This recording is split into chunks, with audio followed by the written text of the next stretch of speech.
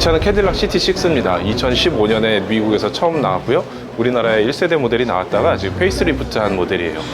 기존과 달라진 점은 좀 더 디지털 사양들이 좀 더 늘어났고 길이가 조금 늘어난 정도 그런 차이가 있습니다. 이게 기존 모델 디자인이에요. 여기 라디에이터 그릴 보면 좀 다르게 생겼죠? 신모델에서는 여기가 이렇게 바뀌었어요.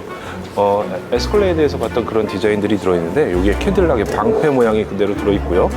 이게 뿅뿅뿅뿅 이렇게 디자인이 들어가면서 여기 재미있는 구성을 해놨습니다. 나머지 옆에 이렇게 반듯하게 떨어지는 라인들 이런 것들은 거의 동일한 모습이에요.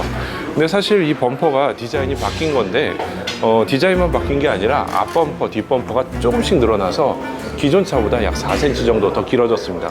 이 차는 우리나라에서 가장 큰 EQ900보다 좀 더 큰, 몇 미리 정도 더 큰 아주 큰 대형 세단이에요. 크기로만 보면요. 이 차의 휠베이스는 3109mm입니다. 3m가 넘는 3.1m나 되는 굉장히 긴 휠베이스를 갖고 있는 차예요.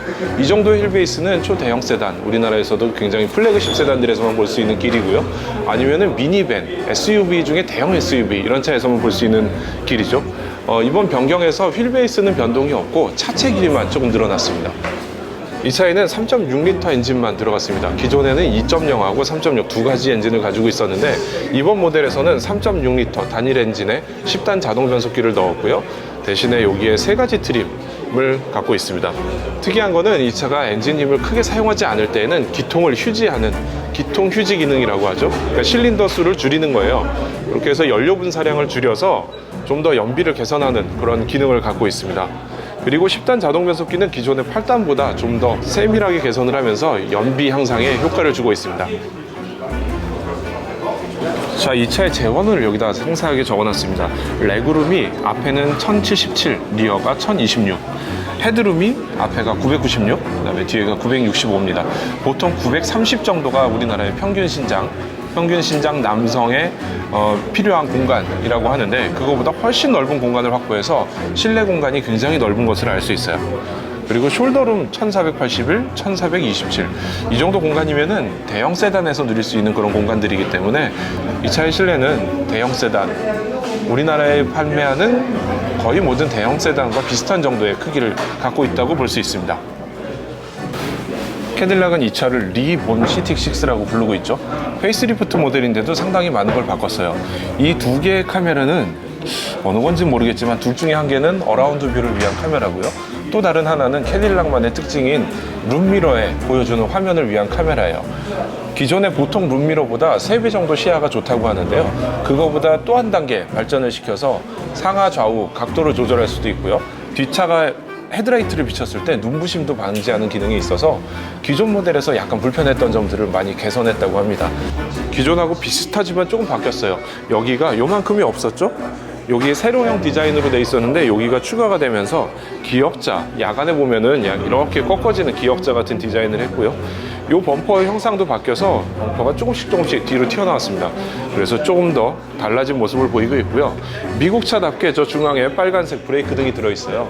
미국에서는 3군데의 브레이크 등이 들어와야 되기 때문에 여기 하나, 둘, 3군데 들어오게 되어 있습니다. 트렁크 용량은 433L예요. 굉장히 큰 용량인데도 불구하고 사실 입구가 크지는 않습니다.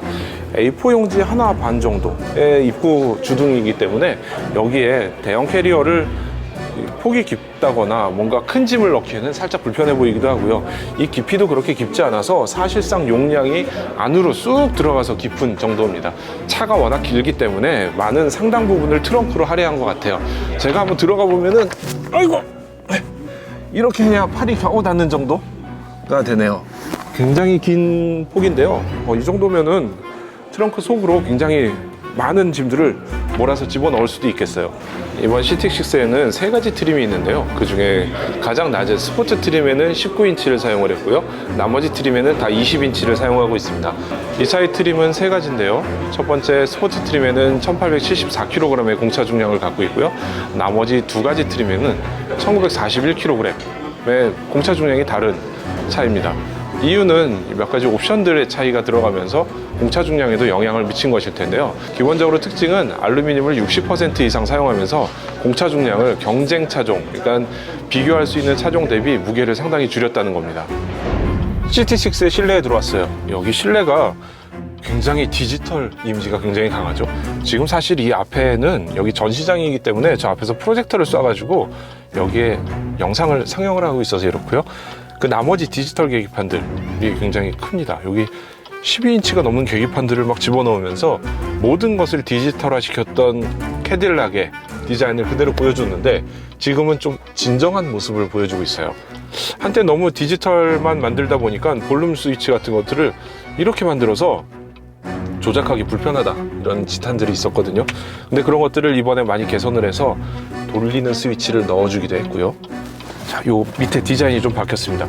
여기 디자인 보면은 이거는 뭐 많이 봤던 그런 디자인들이에요. 글로브 박스 빵 누르면은 열려요. 과도한 오버 엔지니어링이 아닐까 하는 생각도 하긴 하지만 그래도 뭐 글로브 박스 도난이 많은 거 그런 것들을 생각하면은 필요한 버튼일 수도 있겠습니다. 그리고 여기에는 지금 뭐라고 64도? 이럴 수가. 이건 화씨로 표시를 하고 있네요. 지금 아마 2차 세팅을 이렇게 해놓은 것 같은데 섭씨로 바꾸면 온도가 바뀔 것 같아요. 가장 큰 변화는 이 기어 변속 레버가 바뀐 거예요. 기존에는 컬럼식 드드드드 내리는 거였는데 지금은 이렇게 전자식으로 바뀌었습니다. 이렇게 큰 변화는 아닌데 GM 계열 회사들이 지금 많이 이렇게 변속 레버를 바꾸고 있어요. 쉐보레에서도 여기에 똑딱똑딱 하던 스위치들 많이 없애버렸죠. 그리고 그 밑에는 볼륨을 조절할 수 있는 다이얼을 넣어놨어요. 촉감이 굉장히 좋기는 한데 그렇게 고급스럽지는 않고요. 이런 다이얼을 넣으면서 오디오 볼륨을 여기서 쉽게 조절할 수 있게 단박에 조절할 수 있게 만들어놨고요. 그 밑에는 기존에 터치만 사용하던 화면에서 조그 셔틀을 넣어서 조그 셔틀을 이용해서 사용을 할 수 있게 만들어놨어요. 근데 이 조그 셔틀이 상하 좌우로 움직이는 건 아니고요. 돌리기만 하는 그런 조그 셔틀입니다. 진짜 이거는 옛날 30년 전 비디오에 들어있던 셔틀하고 똑같이 작동을 하네요. 그리고 이 차의 가장 큰 특징 중에 하나죠. 여기 후방 룸미러 이렇게 보입니다.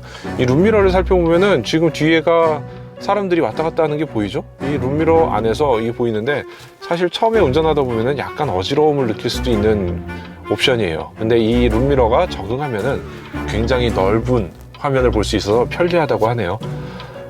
그렇긴 한데 한 가지 단점이 있다면은 뒷좌석에 누가 앉아있는지 보기가 좀 힘들다 이런 것도 있어요. 이거를 탁 내리면 꺼지면서 뒷좌석이 보이는데 네, 요거를 이렇게 매번 조작하기도 힘들고 주행하면서 뒷사람하고 얘기하고 싶을 때 이렇게 눌러서 얘기를 해야겠네요. 그런 차이가 좀 있어요. 자, 이 차의 캐딜락의 특징이 여기 다 모여 있습니다. 여기 보면은 지금 사람들이 왔다 갔다 하는 게 보이죠? 나이트 비전 기능인데요. 앞에 있는 사람들 뭐 하고 있는지 보여주고 있죠. 그리고 연비는 사실 이 차에서 크게 기대할 만한 게 아니에요. 그래도 여기 V6라고 보이죠?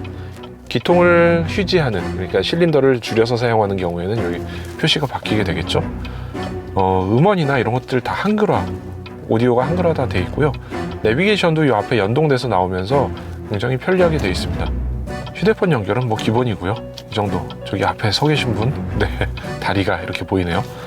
그리고 오른쪽 왼쪽 역시 전부 다 디지털 계기판으로 돼 있어서 이렇게 눌러서 보고 싶은 화면을 바꿀 수 있는데요. 기본적으로 네, 엔진 오일이나 그러니까 유지 보수에 관련된 것들을 이렇게 잘 보여주고 있는데 미국 차의 특징이 아닐까 하는 생각이 좀 드네요. 그래도 뭐 1년에 몇백 대 파는 브랜드에서 이 차 1년에 많이 팔아야 1000대가 안 넘는다고 들었거든요. 근데 이 차에 대해서 이렇게 한글화 충실하게 했다는 거 굉장히 반가운 일인 것 같습니다. 이 차의 오디오도 굉장히 특징인데요. 파나레이라는 보스의 브랜드를 사용을 했습니다. 보스가 최근에 상당히 많은 자동차 회사에 오디오를 공급하고 있죠. 오늘 나온 뉴스에서도 소나타에 보스 오디오가 들어갔다고 설명을 했는데요. 이 차에는 보스 오디오를 사용하면서 34개의 스피커를 차 안에 넣었습니다. 굉장히 소리가 좋다고 하는데 네, 진짜 좋은 것 같아요. 지금까지 캐딜락 CT6를 살펴봤고요. 이 차는 가솔린 대배기량인데도 국내에서 꽤 인기가 좋은 차종이고요. 이게 메인이라기보다는 이런 차들이 좋아하는 소비자들, 가솔린 대배기량을 좋아하는 소비자들을 위해서는 굉장히 바람직한 선택인 것 같아요. 가격은 기존의 2.0 엔진 트림이 없어지면서 6천만 원대 차종은 없어졌습니다. 이제 8,888만 원부터 1억 300만 원대까지 세 가지 차종으로 트림으로 만들어졌는데요. 좀 가격이 꽤 올라갔긴 하지만 3.6 엔진 그리고 캐딜락의 플래그십 세단, 최근에는 휘발유하고 경유 가격이 큰 차이가 나지 않는 상황에서 한번 고려해 볼 만한 선택인 것 같습니다. 지금까지 오토캐스트 이다일입니다. 캐딜락이 보여줄 수 있는 아메리칸 럭셔리 충분히 느낄 수 있는 최고의 차량이라고 저는 생각합니다.